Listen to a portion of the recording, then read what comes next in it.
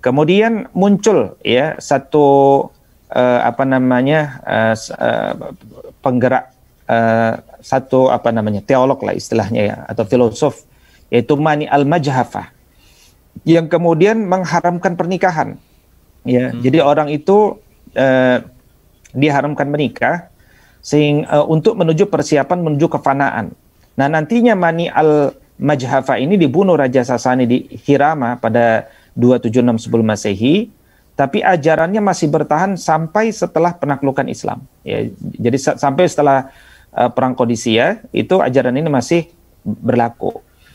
Kemudian dikenal juga sosok Mazdak, ya, ini filsuf Persia yang lahir tahun 487 Masehi, yang tampil dengan seruan bahwa harta dan wanita adalah kepemilikan bersama dan persediaan bersama.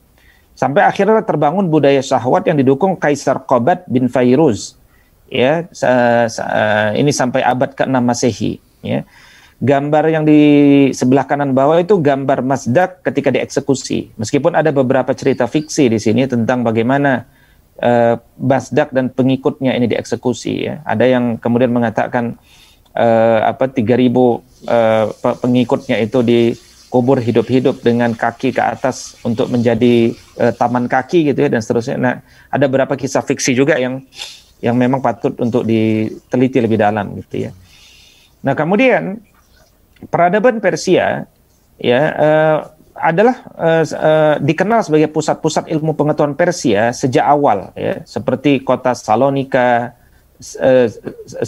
Ctesifon, Nisapur, dan yang sangat terkenal adalah Jundi Shapur ya, atau Jandi Sabur atau Jundai Sabur atau Gundi Shapur. Nah, ini nanti tergantung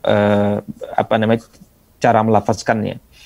Nah, yang terkenal di Persia ya, di antaranya waktu itu adalah ya, jadi kalau yang menarik ya dari peradaban Persia ini adalah ketika pendidikan Yunani itu meredup di Eropa di awal abad-abad Kristen ya, ketika kemudian Akademi Athena itu ditutup Kaisar Justinianus ya di tahun 529, dan ketika misalkan orang-orang Nestorian dulu diusir dari kota-kota, dan kemudian ketika akademi-akademi berada di bawah kekuasaan Kristen Ortodoks.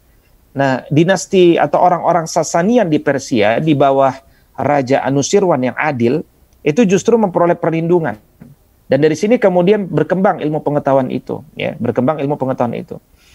Nah, Jundi Shapur sendiri itu dibangun oleh seorang yang bernama Shapur ya. Itu gambar kiri bawah itu gambar Shapur I ya, yang hidup yang memimpin antara 240 sampai 270 ya, yang hidup 240 sampai 270 Masehi ya.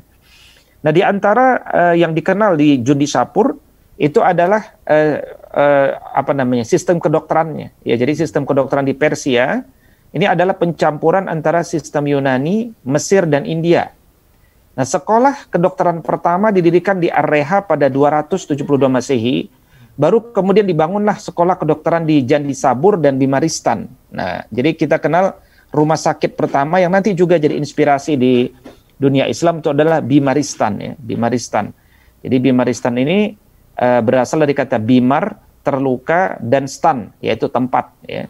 Nah, adapun istilah bahasa Arab al-mustashfa, misalnya kalau dulu yang dikenal adalah Bimaristan ya. Kalau istilah al-mustashfa itu sebenarnya baru dikenal saat didirikan rumah sakitnya Abu Zu'bal di Kairo, Mesir, itu tahun 1825 yang mengandung konsep-konsep yang sudah relatif modern ya. Tetapi 300 tahun sebelum Islam masuk ke Persia, tercatat memang Bimaristan ini sudah sangat besar di Jundi Shapur ya. Dan bahkan dikisahkan Raja Heraklius I itu dulu pernah mendatangkan guru-guru dari Yunani ya untuk menjalin kerjasama ya di negeri ini dengan bahasa Aramiyah ya. Dan menurut Ibn Khaldun barangkali melalui Persia lah Yunani telah memperoleh pelajaran pertamanya mengenai ilmu pengetahuan dan filsafat. Nah, ini dugaan Ibn Khaldun ya. Berikutnya gambar ini adalah gambar sisa-sisa ya, sisa-sisa Jundi Shapur ya. Kalau dalam peta itu yang saya kasih tanda merah itu titik di mana lokasi Jundishapur ini. Nah, ini adalah sisa-sisa akademi ya di Jundishapur itu. Baik, berikutnya kalau menurut dalam karya medieval Persia, bahasa Persia ini menurut David Morgan tuh lebih dekat ke struktur bahasa Inggris ya daripada bahasa Arab ya. Dan menurut David Morgan ada sedikit kesam tata bahasa ya dibandingkan bahasa Arab. Tadi masalah masalah ekspansi telah dijelaskan detail di sini ya. Bagaimana kemudian Sa'ad bin Abi Waqqas ini luar biasa ya. Ini sosok yang memberikan inspirasi ya, dengan sakit yang diujikan kepadanya, beliau mampu memimpin pasukan ya. Dan memang beliau sosok yang luar biasa karena Nabi pernah mendoakan beliau ya, Allahumma stajib lahu idza da'aka ya. Bagaimana doa-doa dari Sa'ad bin Abi Waqqas itu ya diyakini selalu dikabulkan ketika dia berdoa ya.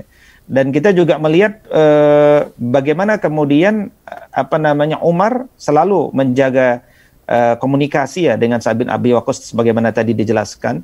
Dan di antara titipan Umar itu adalah selalulah ingatkan kepada pasukan itu untuk membaca la haula wala quwata illa billahil aliyil azim ya. 4 hari itu berlalu dengan prestasi-prestasi ya, dan ini sedikit ringkasan yang saya buat ya terkait tentang prestasi hari pertama, kedua, ketiga, dan keempat. Ini adalah foto dari Sungai Tigris ya. Nah, baik, kemudian setelah terjadinya kemenangan itu, maka terjadilah pertemuan peradaban ya antara peradaban Islam dan peradaban Persia yang secara umum tadi telah kita lihat ya bagaimana besarnya peradaban Iran itu sebenarnya gitu ya. Menurut Ibn Khaldun ya, di antara pengaruh Persia dulu ya kepada Islam adalah penggunaan istilah ya seperti istilah diwan ya. Istilah diwan ini dipakai di di masa Umayyah ya. Pertama kali dipakai di masa Umayyah. Jadi menurut Ibn Khaldun istilah diwan ini diambil dari bahasa Persia, diwanah, yang artinya daftar atau catatan, yang kemudian bermakna tempat yang digunakan untuk menyimpan diwan ya. Nah, ini didirikan dulu pertama kali oleh Khalifah Umar ibn Al-Khattab dan nanti berkembang di masa Umayyah dengan model administrasi ya, ada diwan pajak, diwan persuratan, diwan penerimaan, dan diwan stempel gitu ya.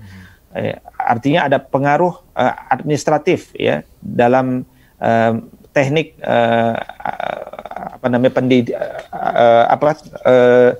dalam administrasi negara gitu. Berikutnya juga di masa Umayyah itu dibangun lembaga pengantar surat yang pertama yang juga kemudian difungsikan juga sebagai semacam badan intelijen negara kalau hari ini ya. Jadi pengirim berita rahasia yang dinamakan barid ya. Barid ini juga diambil dari bahasa Persia yaitu baridah yang artinya yang dipotong ekornya